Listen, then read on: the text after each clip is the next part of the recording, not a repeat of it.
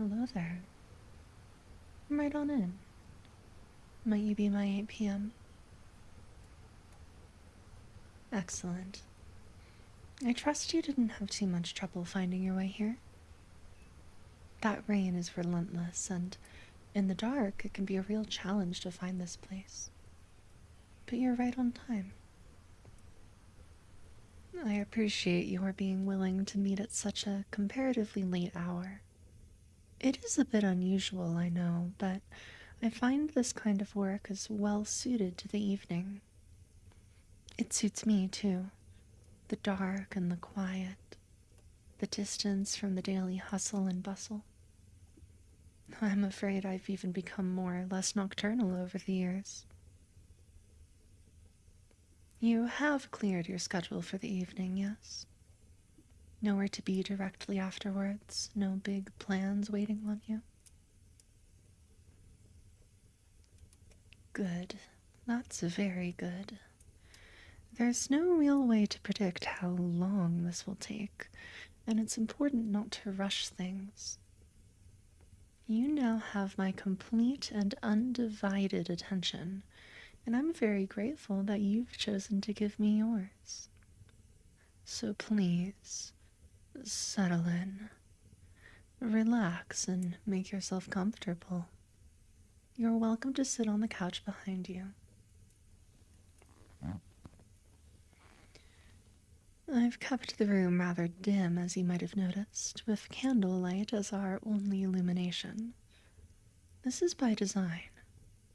Every color, every fabric, every texture of this room has been chosen for its ability to exude comfort and safety, to please without overwhelming, to soothe. Comfortable? Good. Allow me to pour you some tea.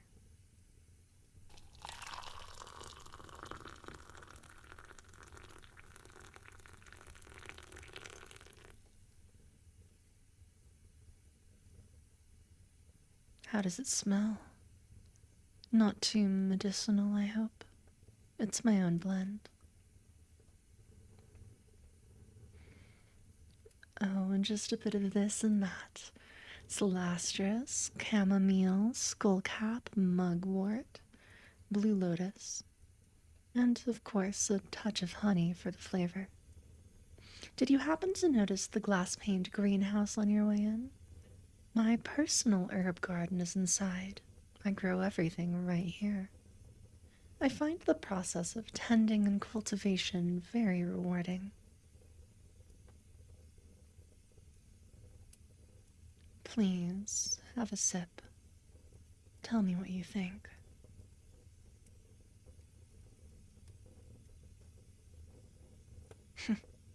Well, you're not grimacing, so it must not be too bad.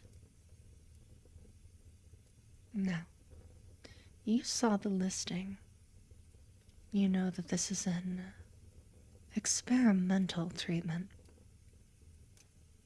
Tell me what else you know.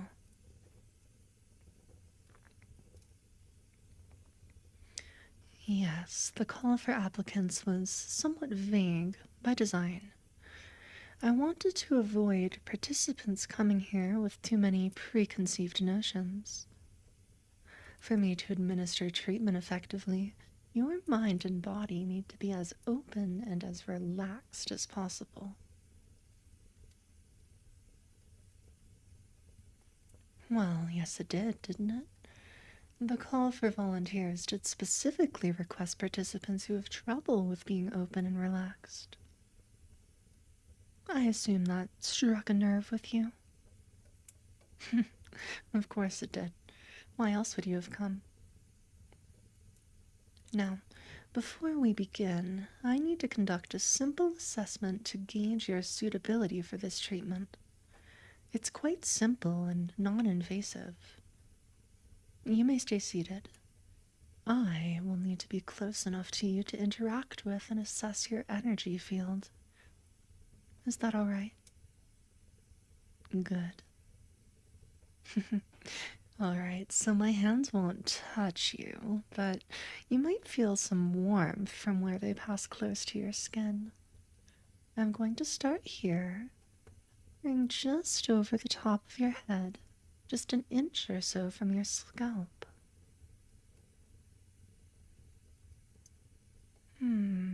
Interesting. Alright.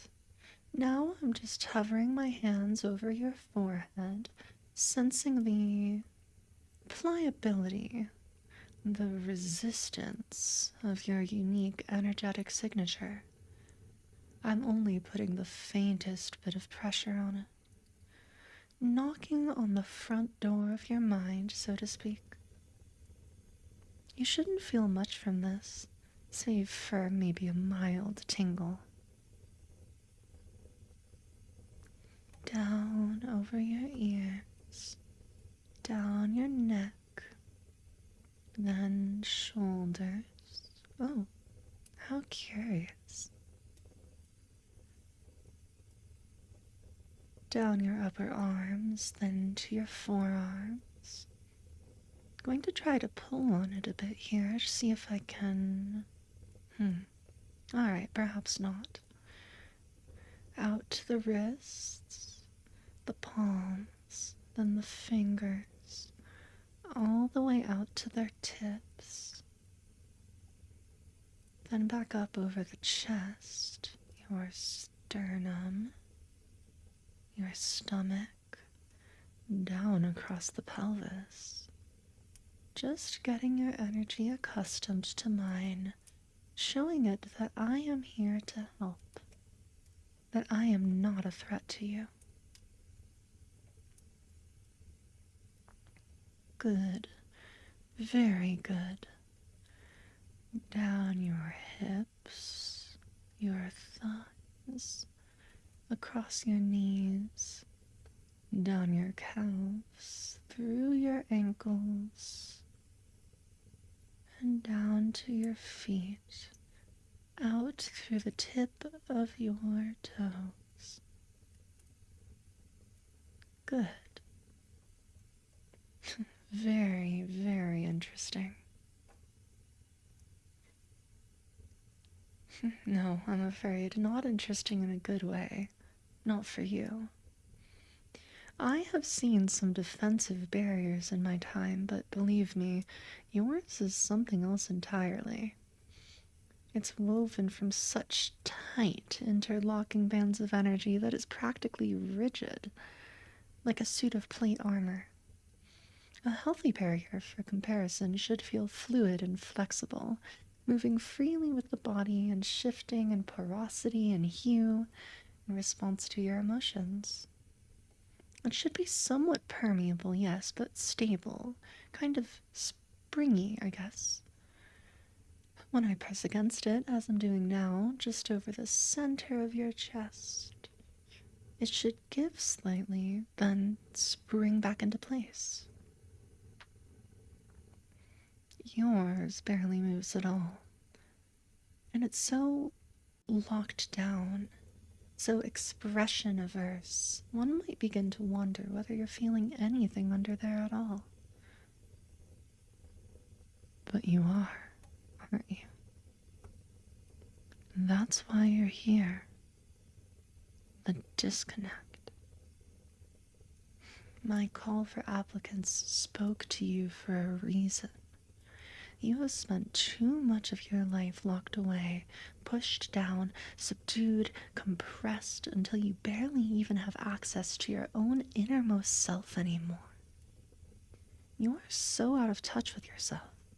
The most vital and vibrant part of you keeps eluding your grasp, doesn't it? Safer in those most private of moments, the little stolen pieces of safety you manage to carve out for yourself. You want to let go, to let it out, but you just can't. You can't untense, can't relax. You don't remember how. I'm sorry. Was that too abrupt? Please don't be embarrassed. After examining you, I am certain that you are a perfect candidate for this treatment.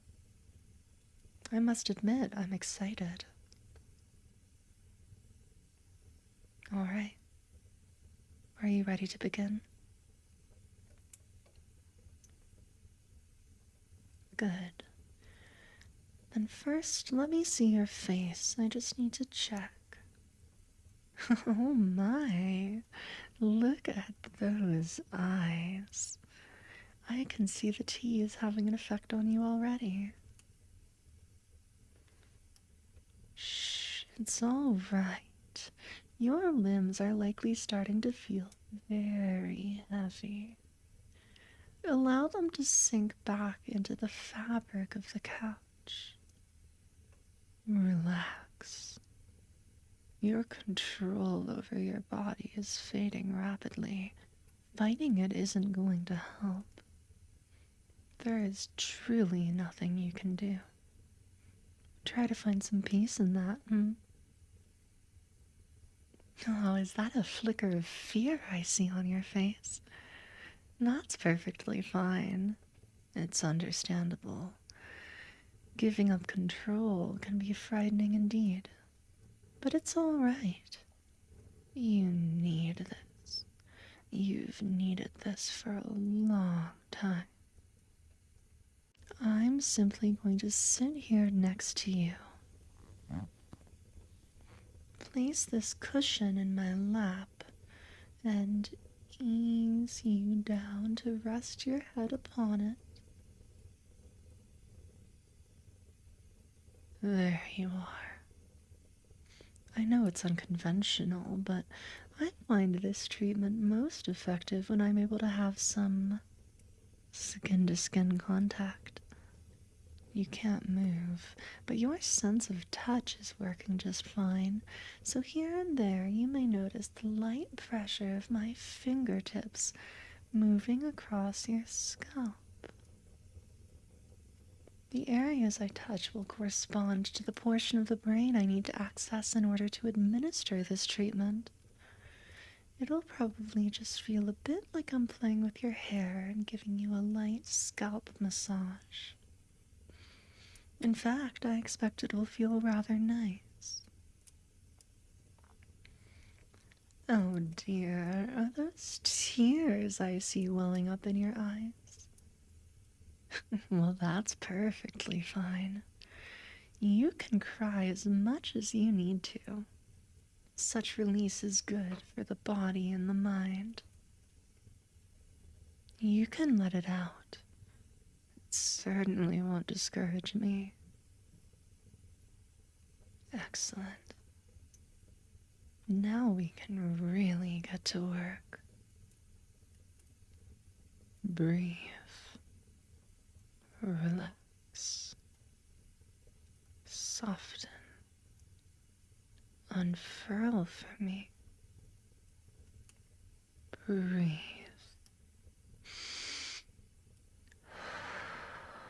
Good.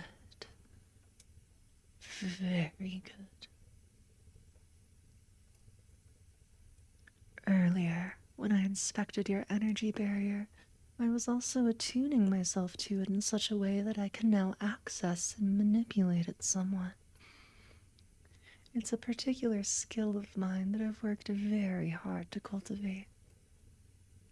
Although I must say, your barrier is particularly troublesome to interact with, as closed and protective as it is around your being. But that's just fine. I do so love a challenge.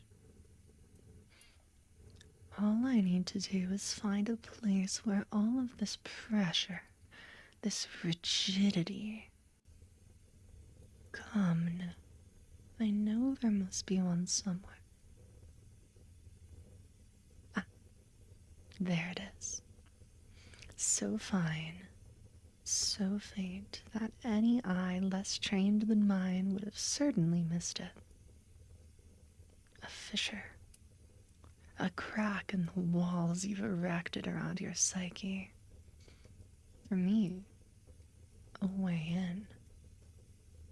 This will likely feel strange, much. As familiar you might think you are with the inner workings of your own mind, I think you might be surprised by how unfamiliar a landscape it forms when forced to materialize into a representation of itself in response to a stranger. Just remember, this is your world we're exploring. Your inner landscape. I bring nothing with me but myself and my tools. I am merely a visitor. Take a nice, full, deep breath for me. Just like that. Good. Now, as you exhale, exhale, exhale, I'm just going to slip right in.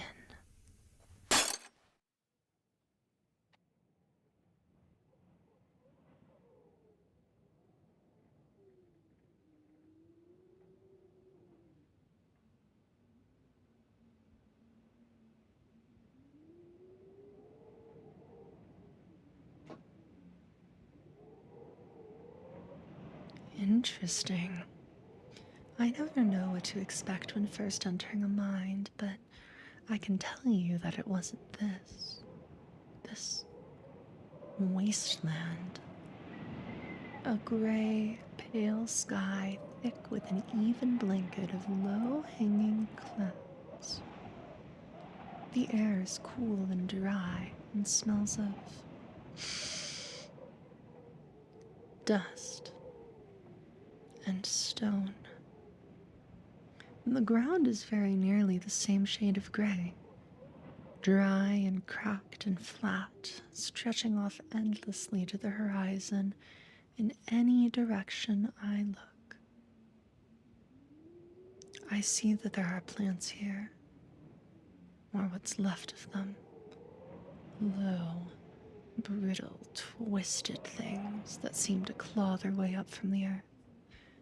Stunted in life, no better in death. Pale trees, too, leafless and gnarled, squat and skeletal, dry as bone. There is no nourishment here, no moisture, nothing green. Oh, are those buildings, too? The bones of what were once buildings, at least. Built from gray stone, cracked and crumbled and neglected. A place people might have lived once, but not for a very long time. No footsteps in this fine gray dust that settled over everything. None but my own. Even those are wiped clean the moment the wind blows, erasing any trace of my passing as I walk through and around these silent ruins. Through these spaces that were once roads, perhaps. Through these stones that were once homes. Nothing lives here. This place whispers that to me on the empty wind. This world cannot sustain life. But it did once, didn't it? I understand what this is. This lifeless borderland. This space exists to insulate you, to turn away your visitors by signaling that there is nothing for them here. Every bit of interest and personality carefully scraped clean and left bare to the ravages of time and neglect. A place entirely devoid of what is soft, vulnerable. I have nothing for you, this place tells me. There is nothing to me at all. But I know better. I know that you have hidden yourself away. And I am going to find you. No matter how still and small and silent you make yourself, I will draw you out. There is nowhere that you can hide that I cannot find. I just need to find a way forward, and there is always a way forward. Here, passing through a half-collapsed archway of stone into this desolate square of dried and long-dead plants. Pale and withered, so brittle that they dissolve at the slightest touch. This was a garden once, wasn't it? That crumbling circle in the middle looks like it must have been a fountain. And this statue at its center, cracked and worn as it may be, it still carries your likeness well.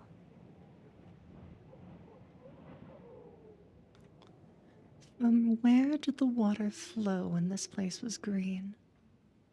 From here, from your carven downcast eyes? Or maybe from here, these lips, frozen in stone. Traces of mineral flow and sediment remain. I can feel their texture beneath my fingertips. I know there is more to you than this. I can sense a hint of what remains, the barest twitch of a wry smile, a pulse of anger in the set of your jaw, the curl of your fingers into the meat of your palm. Something fierce and bright that flickers ever so briefly behind the shaded light in your eyes. Do those sound like the observations of someone who has known you for longer than the time that has passed since you arrived here? Well, let's just say that I am very dedicated to my patients. That includes doing the proper research to ensure a successful session. Let's leave it at that. Here. If I sweep aside this dead foliage, this dust, this garden long abandoned, there it is. Something green. A little shoot, palest green and malnourished, but concealing a delicate strength. I only dare to touch it with the utmost care and gentleness. It is velvet soft and small under my hands. You have been healing then. Slowly, painfully slowly, this vital part of you has been tucked away beneath all this disinterested death, nurtured by the discarded husks of every way you've protected yourself until now. That's good. But it is not enough. Allow me to assist.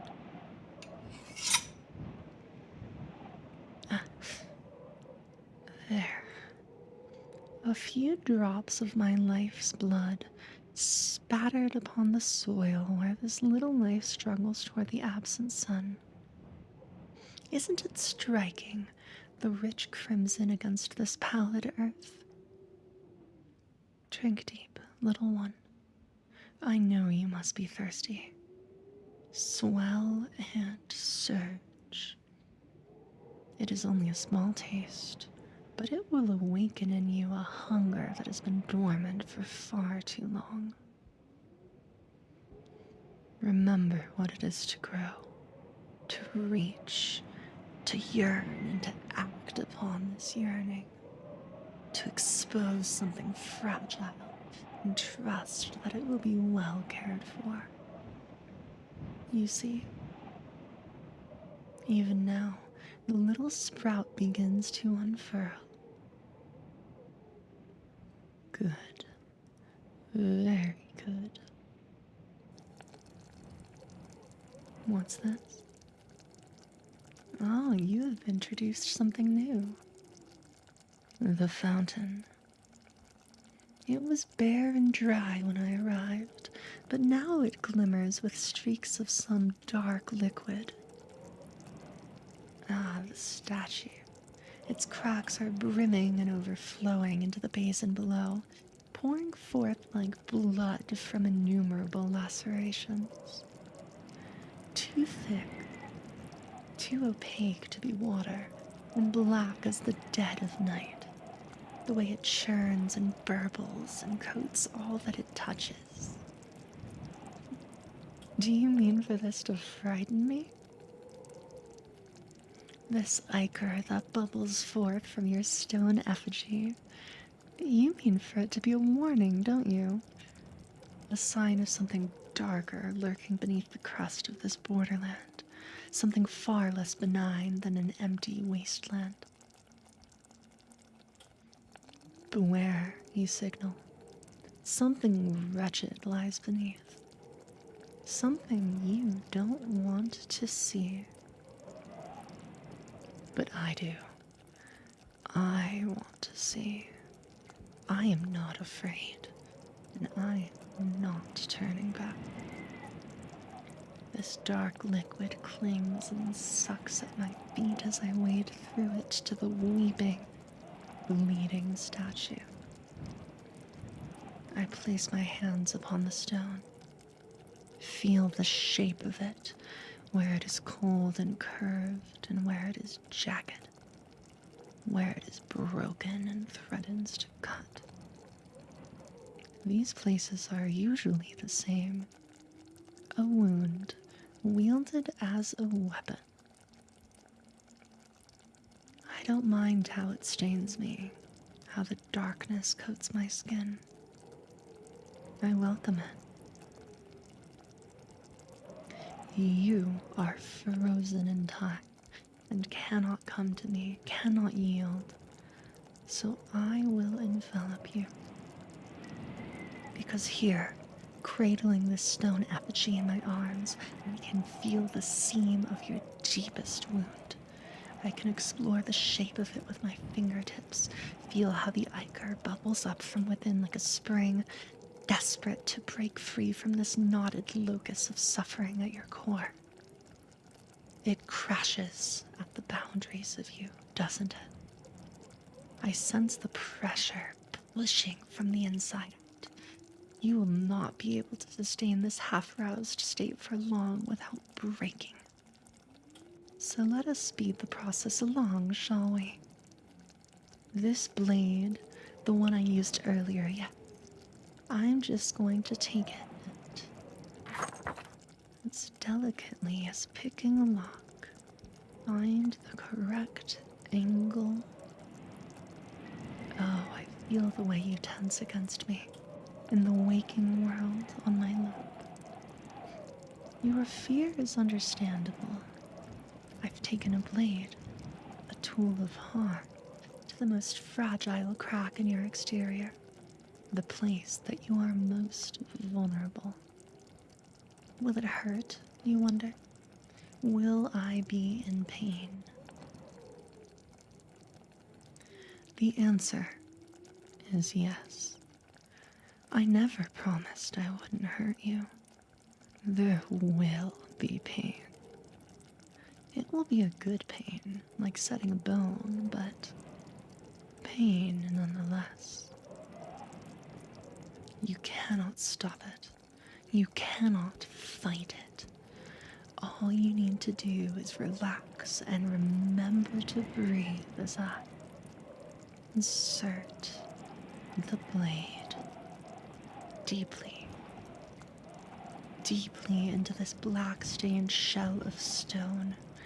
Yes, you can cry out. It's perfectly all right. Good. Very good. Let it press into you. Let it penetrate your core. Feel the strangeness, the otherness, the newness in a place you have kept hidden for so long. And then let yourself shatter around it.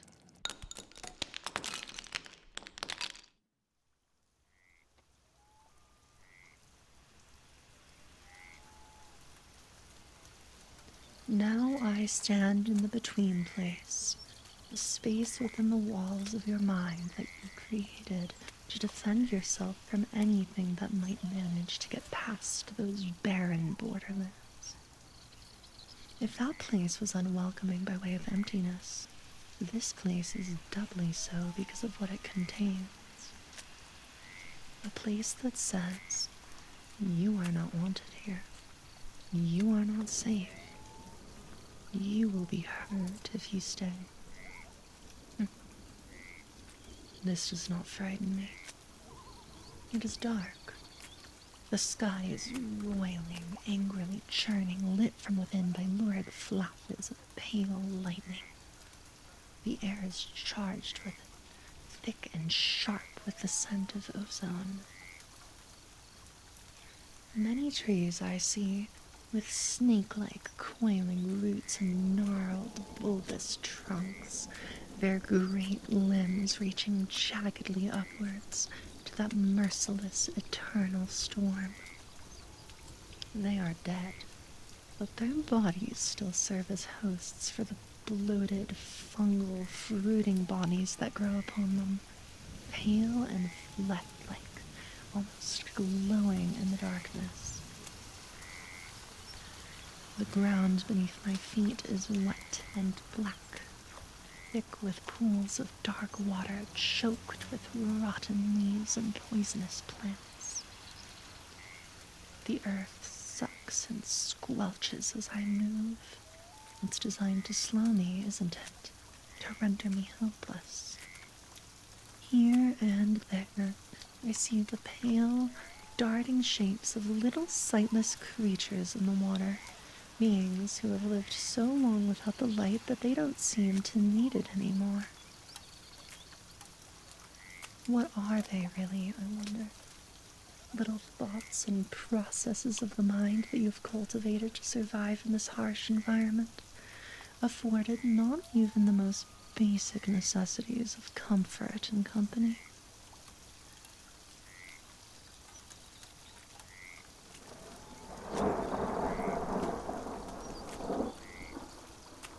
They need nothing but the rot you feed them, the rotting corpses of those who have tried to seek you out here before, and failed. I see the bodies, yes. Oh, they are numerous. How many hearts have you buried here?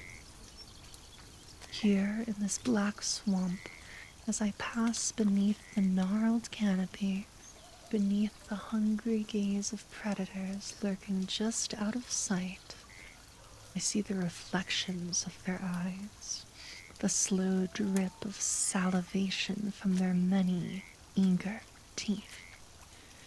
I feel you watching me from every angle, observing me as I trespass.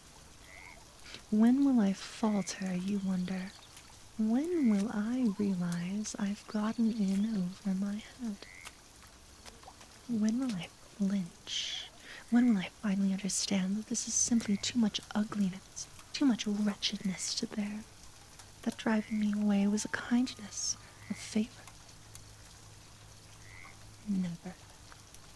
This may be a grim place, laced through with heavy emotion and unkind thought, but there is beauty here, too. An entire ecosystem, complex and compelling. It does not repulse me, no. Quite the opposite. I find it draws me in. Slowly, inexorably, eternally undeterred, I am moving closer to the place where you hide. That angers you, doesn't it? I see your anger agitate this place. A malevolent wind stirs, cold and cruel. I see your anger forming into a sinuous, ravenous creature that emerges from the gloom before me. A powerfully built shadow thing that shifts and blurs and lurches forward with predatory intent. Come to me, then. I am right here.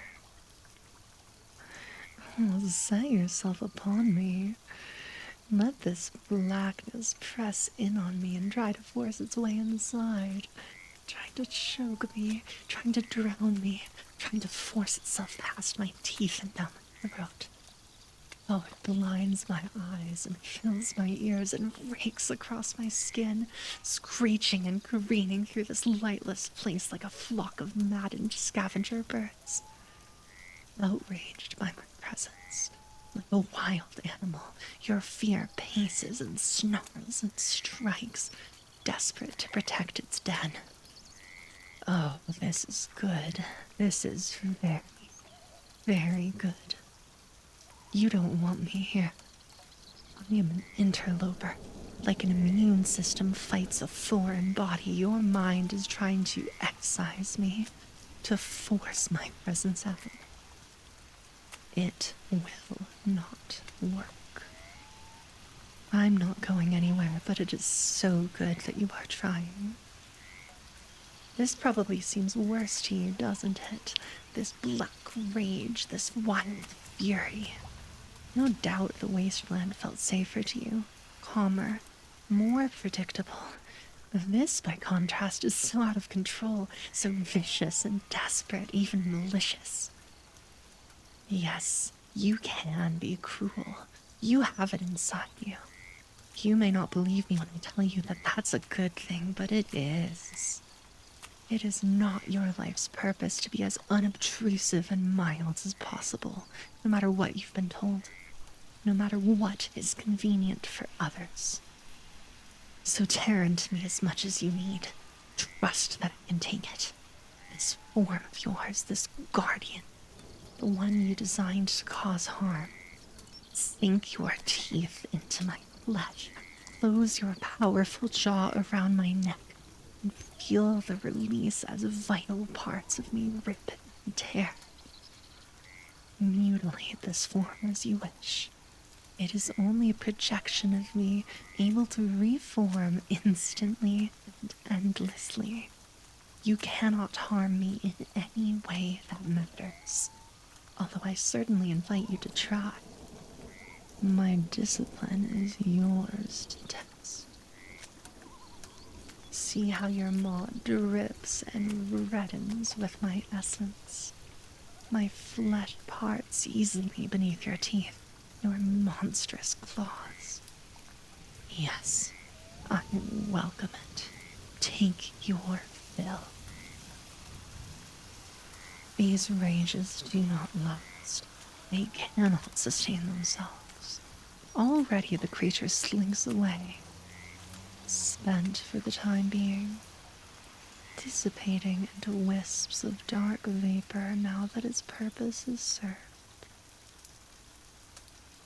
I admit, I'm somewhat sad to see it go.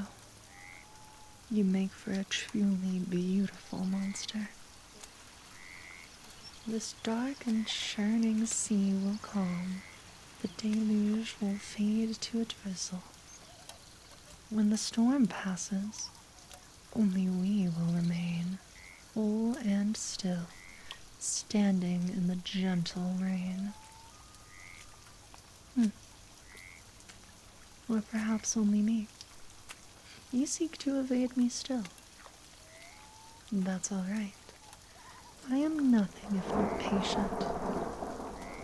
And to be honest, I'd be a little disappointed if we were done already.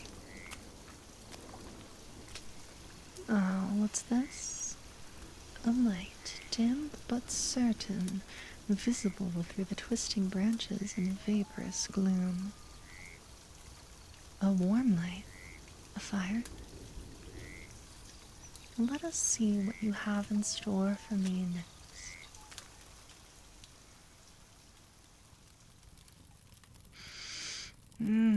What is that scent on the wind? Something burns. There's smoke and sweetness, and a slight sharpness that almost stings. Incense. Billowing, slow-moving ribbons of it that drift out from and encircle the structure of stone that rises up from the blackness of the earth. Cedar and rosemary, and is that maybe wormwood? The smoke is a warding measure, then. The flames that flicker in the hanging braziers that line this little temple form a protective circle of sorts. I climb the marble steps that rise from the muck of this place, surprised by the cleanliness and warmth of this little sanctuary. A small circular room with a block of stone at its center. A sarcophagus, a shrouded figure, carved from stone reclining atop it, half concealed by choking growth of thorn and vine. That scent beneath the incense. Green. Floral. Someone has strewn flower cuttings throughout this little chamber. Branches of pale blooming blackthorn, pink oleander, juniper needles, and asphodel. Scattered, but purposeful. You mean this place to be your tomb. You're in there, aren't you? Beneath the heavy lid of this marble coffin. I understand why you want to stay here, why you want to hide. This banishing smoke, these herbs of warding. You're not trying to keep me out of this place. No, you are trying to keep yourself sealed in, to convince yourself that this is as things should be. That you can be happy like this. Happy enough, at least. But you cannot. I will not let you settle for this. Carefully, my fingers find the sarcophagus lid. With only little force, the vines are torn away and discarded. They offer you no protection from me. The thorns do not deter me either. You should know by now that nothing will. And with little effort, the lid is pushed aside. Well, you've surprised me again. I thought I'd find you laid to rest here, still and cold, but it's a passageway down into the earth. Intriguing. The walls are wet, warm to the touch. I can feel them pulsate ever so slightly just here, where I've placed my hand. That scent, salt and blood and something unrecognizable, ancient somehow, like the wind carried over a primordial sea. Well, I'm certainly not stopping now. I will descend.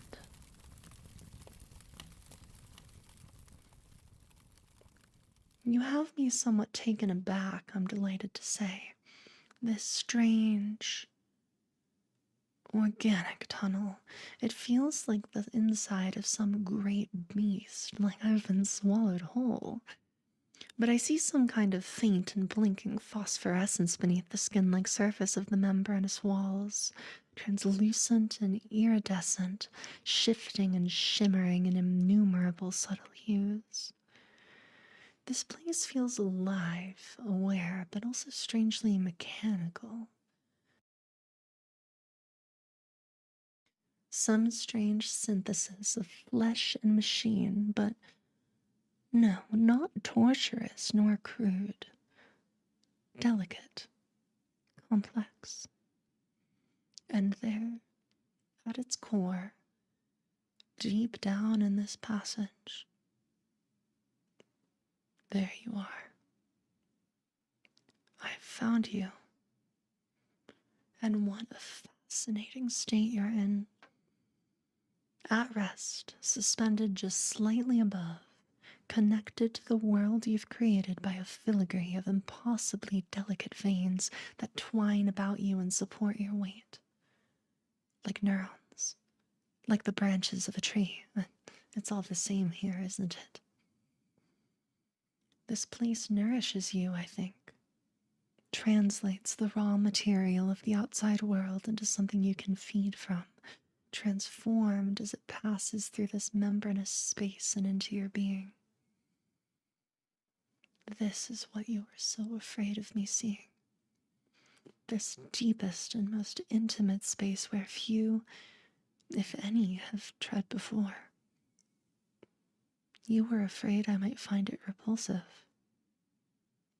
That anyone who cracked you open might recoil from what they found inside. But no, it's beautiful. I find myself in awe to have done so much with so little and for so long. Such control you've managed to assert here. Such perfect balance. Save for one crucial aspect. Like a plant in too small of a pot, it seems your roots are beginning to choke you. It's become crowded here, and you have nowhere to go. No room to change. But you took the first step already. Before all this, out in the waking world, you reached out to me. I'm here. And I have you. I will say, seeing you laying out like this before me, at your most vulnerable and exposed, I must admit that the possibilities are thrilling to consider. I could alter you fundamentally, reach inside and pluck the strings at your core, tuning you to suit whatever melody I might wish to play. But no, I won't do that. I don't want to do that in truth. I am not here to rewrite you by force. I'm here to cultivate, to guide, to prune, to cut when necessary. And now, I'm going to cut you free. I know it's frightening. It's all right. There will be a little pain, but it's nothing compared to the slow suffocation you've been enduring here. You are going to be fine. You are strong, very strong, and you and I are going to work together to plant you in a bigger, better pot. A place where you can breathe. A place where you can grow. Let me just... There. That's it. Relax into my arms. I've got you. I'm sure it feels very strange, letting go of what sustained you for so long, but that's what must be done when it no longer serves you. When it begins to do you harm. It's all right. You can lean on me fully. I can easily support your weight. You are perfectly safe. We've done enough for today, I think. It's time to end this session. Now we will return to that little candlelit room, to that couch, back into your body, into your waking mind, your conscious thoughts, and the familiar external world.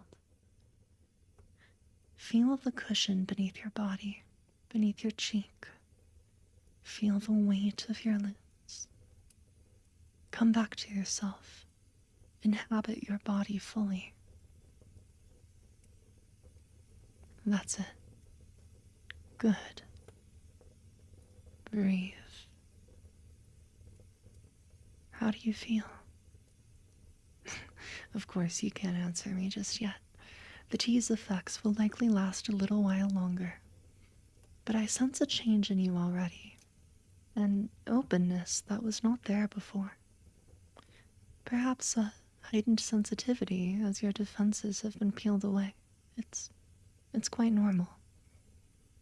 You may find yourself somewhat more vulnerable to being overwhelmed, at least for the time being. Another reason to keep this room a soft, dim, quiet place. Rest here now. Relax. And when the trembling stops, revel in the work we've done. Be proud of what you've accomplished in just one single session. Be proud of yourself. You did so very well. Now sleep. Sleep. That's it. Close your eyes and sleep.